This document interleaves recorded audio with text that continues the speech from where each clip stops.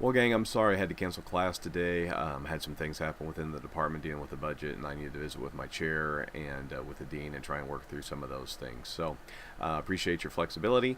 So today we are going to talk about the feature story and the advance. Those are two of my favorite types of reporting when it comes to sports.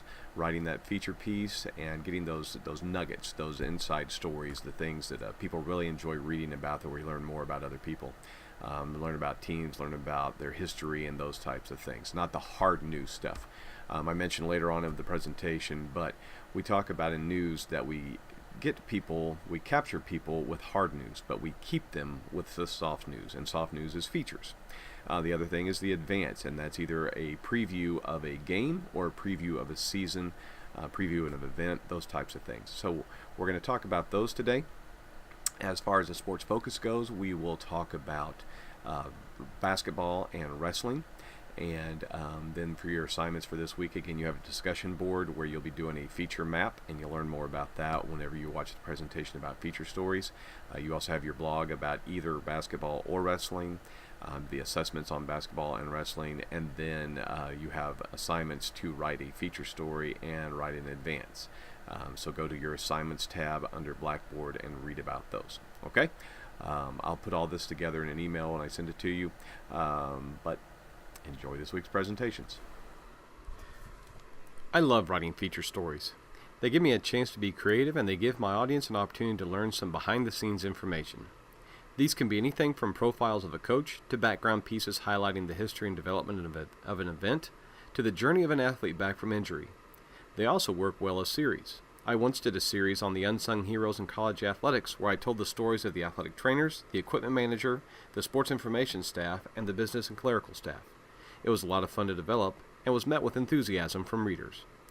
Something to note is that sports features require that you get your hands dirty. What I mean by that is, often you are going to get into emotional situations with the dying man, the athlete recovering from injury, the injured fans. Because of this, you'll have to do some digging and investigative reporting. Don't just skim the surface. Get in there and report. Also remember, you are telling someone's story. Therefore, you should have plenty of rich quotes. A student once did a feature story about me as the SID here at Central. It was for a homecoming issue, and as you know, I'm an alum. Really captured what my alma mater means to me and how special it is to me to be serving here. Did not quote me once. That is not good. Here are some popular types of features. Of course, personality profiles are most common. These make for good filler and are always interesting. Backgrounders are used to tell the story, or to tell the history, of a person, a new facility, a new rule, things of that nature. A reaction piece would be a story where you are telling the audience how those affected by a change feel. For example, suppose Warrensburg passed a 10% tax increase to build a minor league baseball stadium in town. A reaction piece would be a story where you interviewed citizens and business owners to get their various takes on this new development. A flashback is a commemorative piece. You'll see flashback story every 10 to 20 years after a monumental event, such as the Mules and Jennies winning dual national basketball championships in 1984. These are often Where Are They Now features. How-to features would be just that. How to lose 20 pounds in 5 weeks, how to train for a triathlon, things of that nature. A consumer guide feature would be a health food story on how to make delicious and nutritional smoothies, or how to perform the perfect core workout.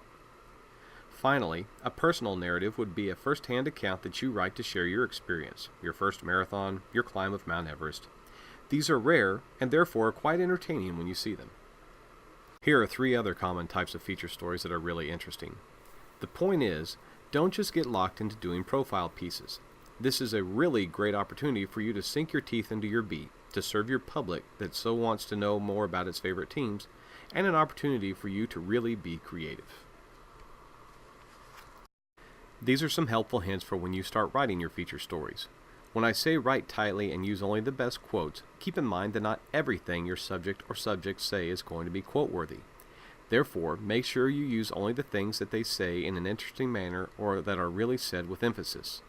Now, you want to use most of what they say, but only quote the really good stuff. I cannot really tell you what makes a good quote. As you gain more experience, you will develop an ear for it. But for example, if I asked James Shields what he thought when he was signed by the Royals, he might give me one of 2 responses. The first, I was really excited for the opportunity. Or, I wanted to come to a team that I thought could contend. They have a young offense that is developing, some live arms to the bullpen, and I really felt I could help this team reach the next level. Now, which of these two quotes would you pick? Also, vary your sentence structure. Good writing has rhythm, but it isn't to a 4-4 count, if you know what I mean. Something such as James Collins was having the game of his life, rushing for 210 yards on just 18 carries with 2 touchdowns. And then came the hit. That sudden stop really grabs attention. Also, make sure you are not writing in a flippant manner, being clever with wording and writing in a cheery mood when you are telling the story of a town overcome with grief after the star woman gymnast is killed in a drunk driving accident. Make the mood fit the story. As we've said, avoid first person unless you're doing a personal narrative feature, and be sure to stay objective. You are telling the story, but remember, you are not a cheerleader. These are some helpful ways to generate ideas. The archives at the newspaper or television station to see what stories have been covered is an excellent resource. Also look at what your competitors have done. Don't copy them, but if the St. Louis Post-Dispatch talks about the great St. Louis Cardinals baseball fans in a feature, you might think of a similar story about the dedicated tailgaters at Chiefs games for the Kansas City Star. Or watch the evening news and how they cover the signing of the #1 draft pick. You as a newspaper reporter have the opportunity to take this same story and expand it. Or vice versa, if the newspaper covered it, you can give it visual appeal with your evening news package. PR folks love to write news releases, and whether they like to admit it or not, good journalists like to get them. These are a gold mine of story ideas. The thing I like about Convergence is we have more of a chance to hear from our readers, viewers, and listeners. And here is where social media can help.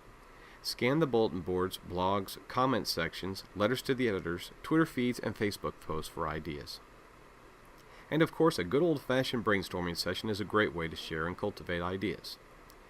Once you have the topic, it's time to focus the idea, and an idea map is a great way to do this. I think a picture is worth 1,000 words. Cliché, right? So on the next slide, I've given you an example. See how the idea sprouts? You come up with a topic, come up with 3 or 4 directions you can go with it, and then from those, come up with 3 or 4 more ideas. Consider the season, trends, major happenings, etc. And this will help. Whether we are talking about public speaking, writing a feature, or writing a thesis or dissertation, an idea map is a great place to start as you refine your topic. This slide is pretty self-explanatory. If you aren't sure if it is a good idea or not, share it with a colleague and go through these questions. This will help you determine if you want to develop it. Or you may find that it's a good idea, you just need to take it in another direction. Feature stories obviously are not written in an inverted pyramid. We want to tell a story. The diamond structure works really well here. Another structure that can work is called the focus structure. This is used for more complex stories. Say, for example, a trainer has come up with a new rehabilitation program for recovering from a torn ACL. You might open with an anecdotal lead about a volleyball player who was injured in last year's national championship game. The focus on the individual. Traditional treatment would have her out all season. But Dr. Kong has developed a new, less invasive surgery and a more aggressive rehab. Transition to the larger issue. You then will detail this program, all the while using the volleyball player's experience as your example and for quotes. Report on the larger issue. Finally, the season is about to begin. The volleyball player is 100% healthy, stronger than ever, and ready for her senior year and another run at the title. The return to the opening focus. As you are determining how to structure and write your story, consider how long it should be, what the best material is, and what can be eliminated, and which key points need to be made. For example, in the above story example, you are going to need a good deal of time or space. In fact, for television news, this may be a 2 or 3 part series. Material about the student-athlete's high school career or the doctor's childhood in Korea are not all that important. You may get this information. It's better to have it and not need it than to need it and not have it. But as the story develops, you probably will find it is not that useful. Finally, think about your audience. If you are writing for an audience in a low-income area, is this new procedure expensive? Is it even available from any of the local doctors? Are they teaching it at the local medical school? Do we have student-athletes in this area who may benefit from this? These are all things to keep in mind. Finally, on these last 2 slides are some ideas to think about as you outline your feature story. I've given you the idea of a high school football stadium that is about to be demolished. This can be a really controversial topic in some towns and can provide some great historical feature opportunities. These are just a couple examples of how you can tell the story. You can probably guess that writing features is harder than many people think. They take a lot of time to refine the idea, develop sources, research materials, and craft in an interesting and effective manner. But they also really hook audiences. In the news, we like to say you capture your audience with hard news. You keep the audience with soft news. And that is why features are so vital.